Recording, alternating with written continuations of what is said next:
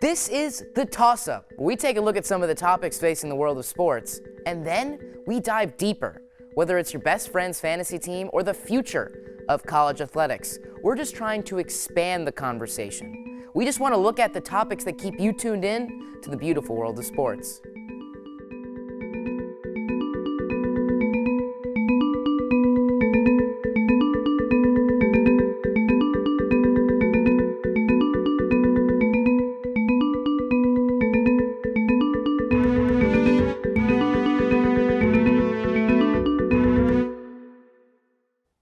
The Indiana men's soccer team is the only team in the nation to finish the regular season undefeated.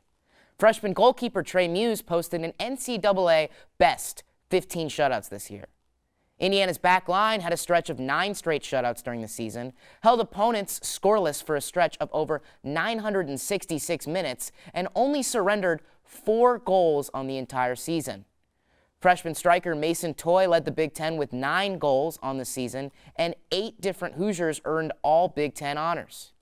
The Indiana men's soccer team are still the only team in the nation to have never trailed in a match at this point this season. And yet, for now, they have nothing to say for it. Even after an undefeated regular season, the Hoosiers finished second in the Big Ten. Even without surrendering a goal in the Big Ten tournament, the Hoosiers squandered the Big Ten championship game in penalty kicks. So now, without a trophy in hand, we take a look at the Hoosiers' final chance at hardware. We're talking about Indiana men's soccer, what we've seen so far, and what we expect moving forward in the NCAA tournament. Alongside me is my panel. I've got Zan Piarli of iOS TV, Juan Alvarado of iOS TV, and Josh Eastern of the Indiana Daily Student. And guys, just to start us off, as we look back, start recapping what this Indiana men's soccer team season has been so far, what do you think has been the biggest story? I think the biggest story to me is that they haven't trailed all season long. I mean, that's extremely hard to do, especially when you have a freshman goalkeeper back there and now with Trey Muse. But, I mean, he's been in the academy, the Seattle Sounders Academy. He's raised well, I guess, groomed for this moment. And, I mean, just the fact that he's been able to come on this stage in Big Ten, one of the better conferences in college soccer, and perform every single game, it's been very impressive to me. Like you say, they have never trailed in this season, and that's because of the consistency its defense has. Grant Lillard brings a lot on the table for IU soccer, and he's just a firm stone in the defensive line that doesn't allow anyone to pass. But at the same time, it's like surprising that such a consistent defensive team has not won, like you said, has nothing to prove that they're the best yet. The thing that really stands out to me is the mix of young and old on this team. You have the senior Latin back line, I guess you could say, of Grant Lillard, and then Andrew Gutman's a junior there too. Frankie Moore in the midfield, he's a junior. And then you have the freshmen, Griffin Dorsey, Mason Toye, Trey Muse. They have come together and mixed, I think, perfectly. Because when a freshman class comes in, you're not sure how they're going to react to the college game. But they've played with United States youth national teams, and they've been groomed for this moment, like you said, of Trey Muse. And these seniors have kind of helped them come into the squad and acclimated them very well, and that's why they're the number 2 seed in the tournament. And you mentioned that freshman class. As we look back on this season, specifically, why do you think the members of this freshman class have been so effective this year? I think for me, they're all very high recruits coming in. And Todd Yeagley did a very good job recruiting these guys. And like going back to what I said about Trey Muse, is an academy guy. And even with Mason Toye at Seton Hall Prep, and they're playing very tough soccer before they come into college. And I think that kind of helped them out a little bit whenever they get to the Big Ten. It's not as big of a jump as it would be if they were coming straight out of high school and playing lesser opponents in that case.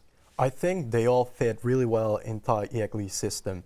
Starting with Muse at goal, it's a good goalie. It's not only big, but he also has amazing technique. You can tell he's like a really good goalie because when a shot comes his way, he does not hesitate and grabs them like a professional would do. And Toye and Dorsey, they're so fast and so quick. They're really good in counters and using their speed to give crosses from the sides for IU soccer. Yeah, and speaking of Muse, I did a story with Mark Nichols. He's the academy director for the Seattle Sounders, and he was saying he has a lot of these attributes that they really like to see in a young goalkeeper. And the thing about Muse, he's only been a goalkeeper since he was 13 years old. His dad, Dave Muse, was a goalkeeper at Kentucky, and he's kind of groomed, I guess, Trey into this goalkeeper now has basically every NCAA category in his favor right now. He's fourth all time in the NCAA shutout streaks, and it's kind of this whole group of freshmen has been so comfortable together, comfortable on the field. They're a loose bunch, and I think it's definitely showing. At times, Muse looks like a professional goalie when he's playing for IU soccer. And honestly, if you look at this team, there's so much talent there that there are a bunch of guys that could be professionals right now. You're looking at Grant Lillard, who's going to be a top 10 draft pick in the MLS draft. You're looking at guys like Andrew Gutman, a bunch of players out there that are super talented. Now, looking back at the season, looking at a few of the moments, Josh, I'm going to start with you. When did you know how good this team could be? Oof, that's a tough one. I think it was probably early on in the season. Those games against Rutgers and Santa Clara where they just put a beating on them. They beat them 5-0 in both those games, and they really asserted their dominance. That's when they're playing their best soccer of the season. Right after that Rutgers game, they played Notre Dame, and they beat them 1-0. And at that point, that's when they were ranked number 1 for the first time. And at that point, you could really start to feel something special building. And as the season went on, they kind of fell off a little bit. They weren't playing maybe that same brand of soccer that they were at the end of September, but I mean, they're still the number 2 seed in the tournament, and I think it was right around the end of September when they really kind of turned it on. Like you said, for me it was against Notre Dame. That for me was the fixing point where we started having conversations of not only IU as a good team, but a contender for a tournament, for a trophy in the tournament.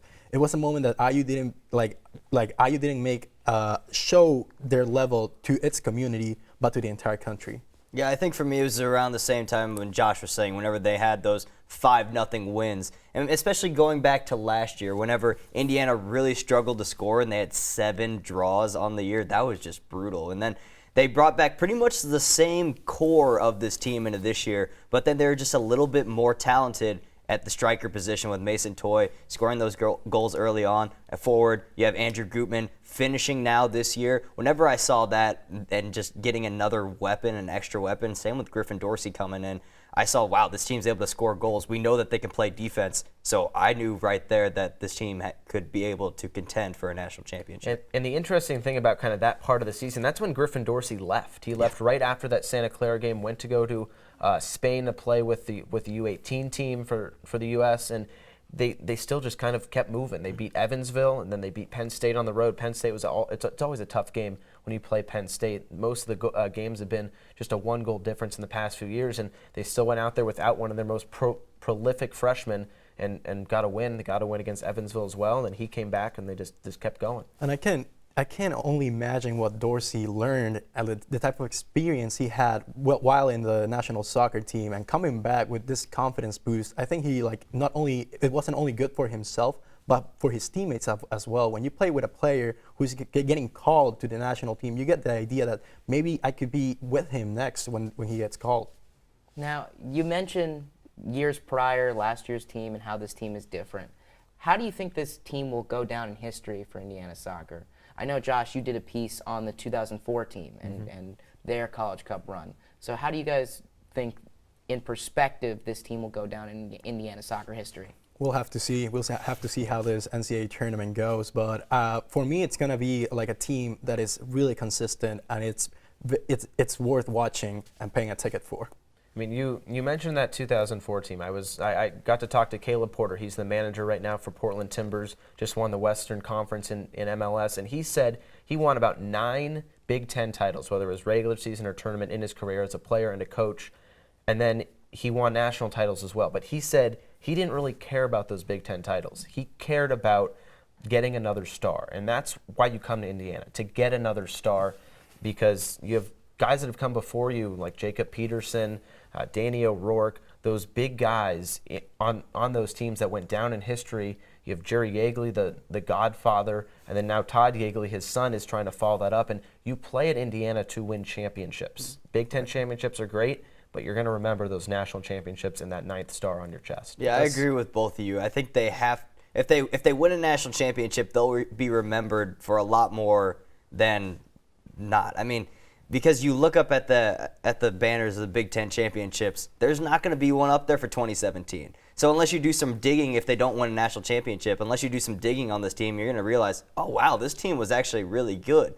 But if they win that national championship, you'll see 2017, they got that 9th star, and you'll know that this team is extremely good. But, I mean, if they fall short, it's going to be they're going to be kind of forgotten, which isn't necessarily fair because they've been the best team in college soccer all year long.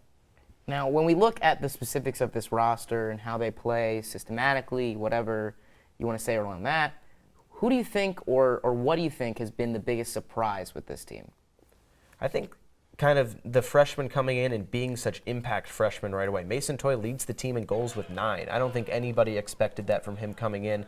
You kind of knew that the tendencies of these guys just being a high-ranked recruiting class, that they were going to come in and be explosive. But I don't think people thought that Mason Toy would be leading the team in goals. I think maybe you thought a guy like Corey Thomas could maybe do that. Some other guys off the bench, Rashard Hyacinth, Austin Poncho. But it's been Mason Toy. He's been that guy up top, and they've been able to score goals. And that's really kind of the biggest thing this year. For me, it's I'm a guy who likes good soccer. I like passing, but at the same time, I like players who like give their all in the pitch. And for me, it's the one that qualifies in both categories is Francesco Moore. He is a player that has a great touch and knows how to feed his team either to the sides or to the back. He's the player who's always with the right mentality to create plays, but at the same time, he's the one that doesn't mind getting his hands dirty when fighting for balls against opponents. And he's a player that I remember watching him when he was a freshman at the SRC here playing futsal, earning playing time from the bottom and getting to what he is now, a fixed starter for IU soccer. And you mentioned him as a surprise on this team. He was even surprised by his own performances. He came into this year and his goal was to finish second team All Big Ten. And he finished first team All Big Ten. That's how impressive he was all year. Yeah, I think for me, one guy that's really been impressive has been Andrew Gutman. Not only because he's been able to move up those flanks and score goals and have nice entry passes inside to the box, but he's also able to get back and play defense at the same time. Anytime you look up, you see Andrew Gutman attacking the goal, next thing you know, he's back, he's playing defense. That's incredibly hard. And he's always out there. He's playing the full 90 minutes too, which is just super impressive to me because he's able to do it on both ends on the field. But then also you have to credit the back line of Grant Lillard, Timmy Mail, and Reese Buckmaster because sometimes it feels like Indiana could play with just 2 defenders back there because Andrew Gutman's up, and they do just fine whenever he's trying to get back and recover back to the defense. Like you mentioned, the level of fitness of Andrew Gutman, but it's not only Gutman, it's the entire team. Let's remember that in the last game against Wisconsin, we didn't have substitutions at all in the second half, but they were giving their all even after the 110 minutes of play. And you can kind of sense this team maybe kind of starting to get it to another level after they lost Jeremiah Gutjahr, who people kind of forget about, that went down early in the season, end of September. Now you have Trevor Swartz going back to the 8 role. He's a box-to-box guy, and we were right on top of the pitch up at Grand Park for the Big Ten tournament, and there was a point at the end of the game towards overtime where Trevor Swartz was coming back on defense, and you could just see how gassed he was. But he's one of those guys that has to put in those minutes where you go box to box and you can contribute to the offense and also come back and play good defense, because that's what you lost with Jeremiah Gutjahr. So somebody has to come in and fill that role. Austin Poncho's done a good job with that, but Trevor Swartz going back to that 8 role has really been intriguing. Now, when you look at this team and what we've already discussed, do you think there's any part of this team that's underappreciated? I don't know. I mean, I feel like if there's a person that's underappreciated, it's Francesco Moore, just because he's not a stat sheet stuffer. But he is so integral in this team, being in the middle, getting back on defense, like you said, Juan, passing the ball. He's so good at that. And then I'm so happy he got a goal in the Big Ten tournament. That was an a golazo. It was an amazing That's a beauty. golazo that he scored. I think that really put the icing on the cake. But he may be underappreciated in terms of stats, but being a first-team Big Ten player, he's definitely not underappreciated by the coaches. And imagine if he starts shooting more from outside the box. He's got a missile on his right foot. Now he has to begin using it. Yeah. I'm going to go Reese Buckmaster. He is so underappreciated on this team. Filled in at right back for Jordan Klein after he went down with a kind of a groin strain that's been kind of popping up throughout the season. But he's been a guy that has been so underappreciated. In that game against Wisconsin, he was arguably, I think, my man of the match. He was getting in and making so many integral tackles, getting up in the attack, feeding that midfield, getting it up to Frankie Moore to kind of distribute to the attack. And he's a guy that last year he also played right back when Billy McConnell went down, but he was kind of coming off the bench, trying to kind of become his own player. And this year he's really excelled, stepping in for Jordan Klein. You know someone else that we haven't mentioned? You mentioned Gutman, I mentioned Lillard earlier, and you mentioned Buckmaster now. Timmy Mel. Timmy Mel. He's a player that he's the final piece in the puzzle of like IU's defensive line. He's as good as Lillard, and he can also come up on top and take those free kicks that he has scored before. Now, before we head to break, one last thing I want to bring up. Is there any weaknesses on this team? It's gonna be it's goal scoring in decisive moments. You can have a great defense all the time, but in the end, what wins you the games and what wins you the championships are the goals that you score. Yeah, I would have to agree with that, especially because at the beginning of the year we saw this team in a goal-scoring frenzy. Towards the end of the year, it's kind of tailed off a little bit. They had to go into overtime against Penn State in the Big Ten tournament. They did win 1-0, but then, and you see it in the Big Ten championship, didn't give up any goals. The whole Big Ten tournament didn't give up any goals, but they didn't score any either. That's what ultimately lost them the championship game. Biggest weakness on this team is not being able to score off of restarts, and Todd Yeagley preaches that time and time again. They have to score off of restarts, and they just have not done that a whole lot this season. Timmy Mel got a goal early. Grant Lillard also scored one, but they have to score off of restarts. At this time of year, it's going to be cold, it's going to be wet. You have to be able to put the ball down, get a ball into the box, and put it in the back of the net, because you might win a game 1-0, and at this point in the season, restarts are going to be so crucial. I know that'll make Todd Yeagley smile, but he's going to be preaching that to his team as tournament time comes around. Gosh, Todd Yeagley really loves his restarts. And when we come back for the break, we'll restart again. Our panel will shift the conversation to the future of IU men's soccer. We look to preview the NCAA Tournament, so stick with us.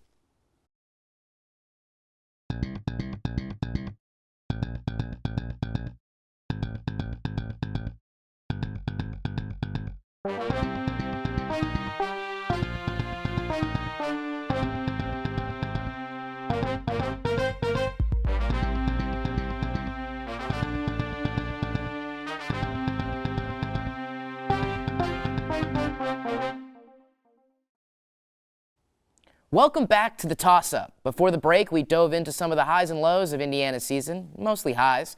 And for now, we're going to move on to the NCAA Tournament. And ahead of us, we look at what Indiana needs to do to earn their 9th national championship in program history. So, just to start us off, what are your general impressions of this tournament draw? I think IU got a really good seed. It's gonna be a comfortable bracket for them. They can at first see how they're doing, recover from this loss they just had against Wisconsin, and test waters, find a new strategy, try new things, and of course try to enjoy the game and bring wins to Bloomington. I think that this draw is very good for this IU men's soccer team, especially being the 2 seed.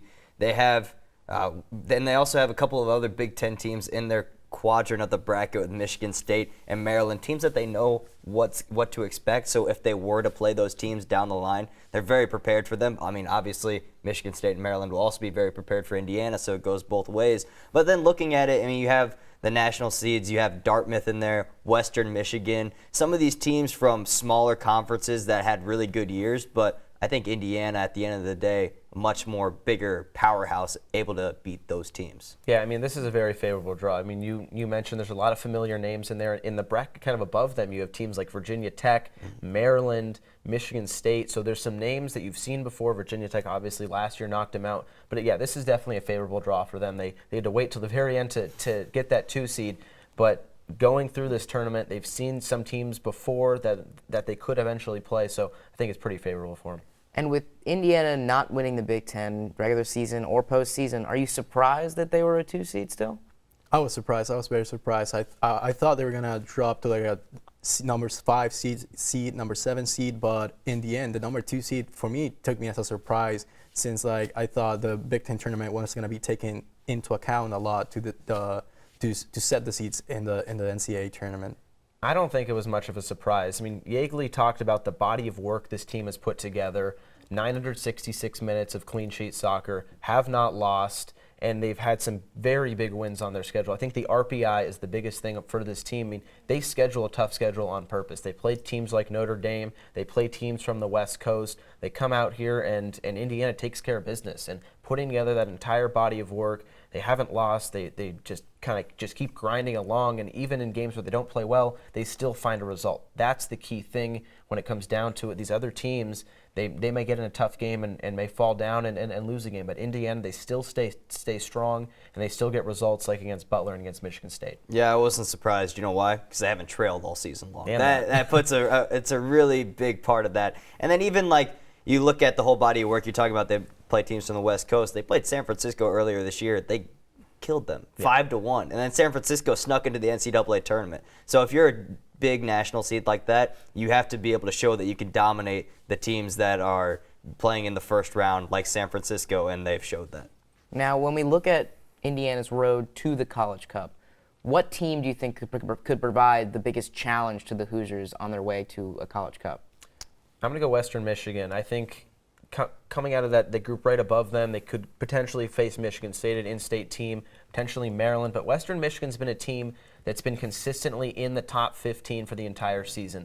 So it'll be interesting to see if they can get by Michigan State. And if they do, they're going to be a team worthy of being in the round of 8, which is when Indiana would eventually face them. So that's a team I'm really keeping my eye on because they have some good players on that team. They played a decently tough schedule as well, so they've been tested. And I think they're going to be tested in this NCAA tournament as well. I think both Dartmouth and Maryland could surprise IU now that they saw that Wisconsin, by parking the bus, basically stole the championship away from them. That's going to give them confidence to probably try to do the same style of play against IU to attempt getting the same results. But I think right now IU is a wounded beast that wants to come back at everyone, and it's going to be really hard for teams to beat this IU side. Yeah, I'm going to say either Maryland or Michigan State, really two teams that'll really have IU tough, play IU tough, just because they played them earlier in the year. And then in that Michigan State game, it was the last game of the regular season. Big Ten regular season title was on the line. It was a 1-1 draw. Both goals in that game were off penalty kicks.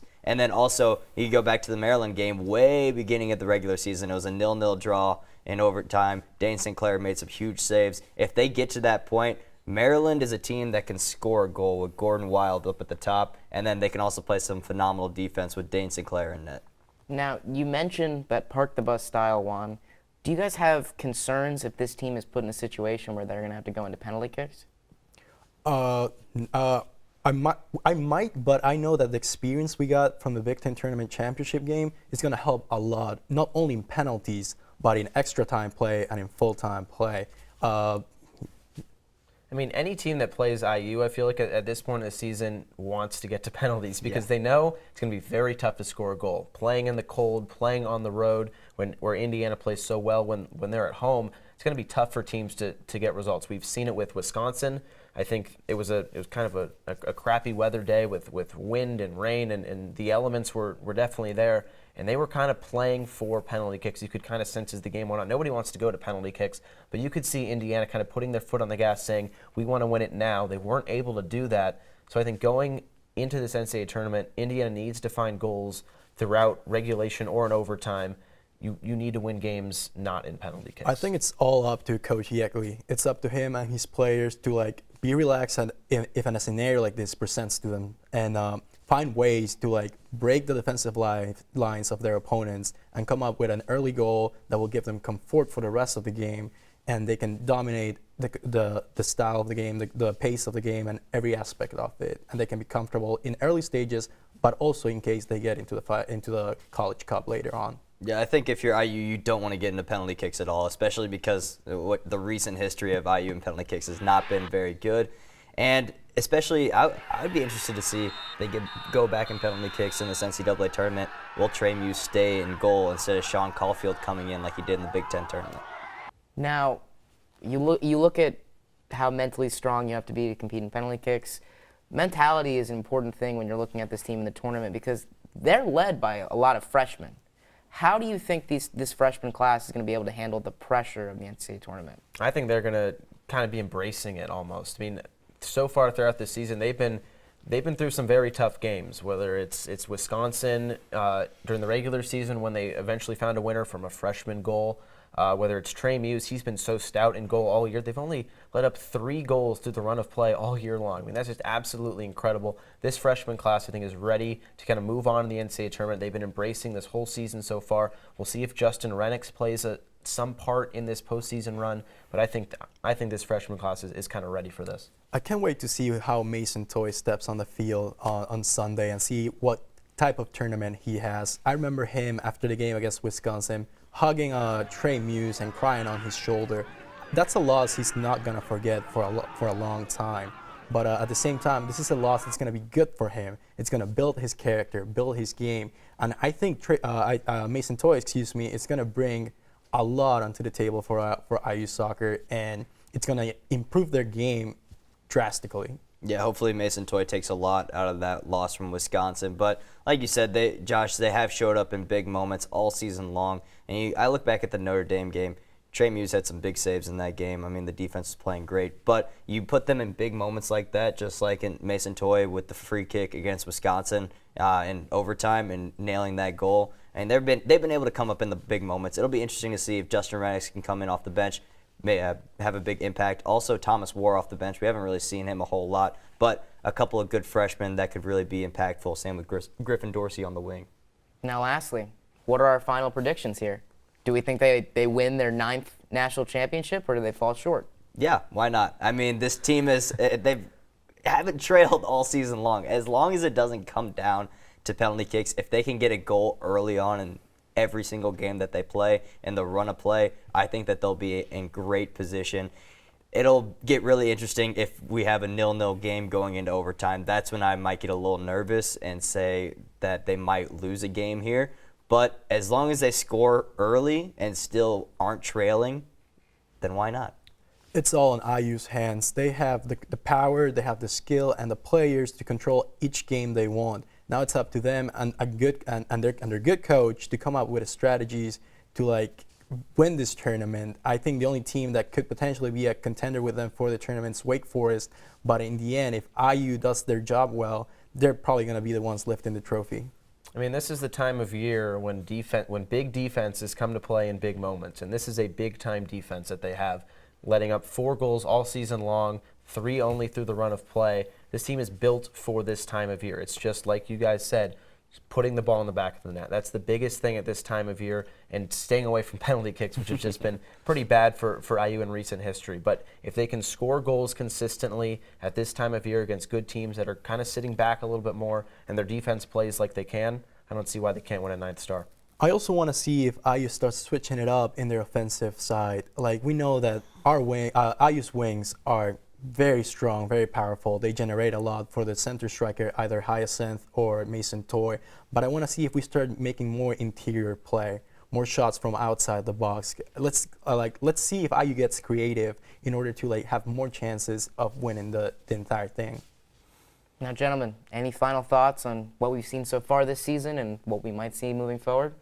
I think we've seen an amazing team. I've enjoyed watching them every single game. You know that you're going to have a good show whenever you go out and watch IU men's soccer. So if they are able to win the national championship, I think it'll kind of put the icing on the cake for the season. Like you said, it's very enjoyable to watch IU soccer play.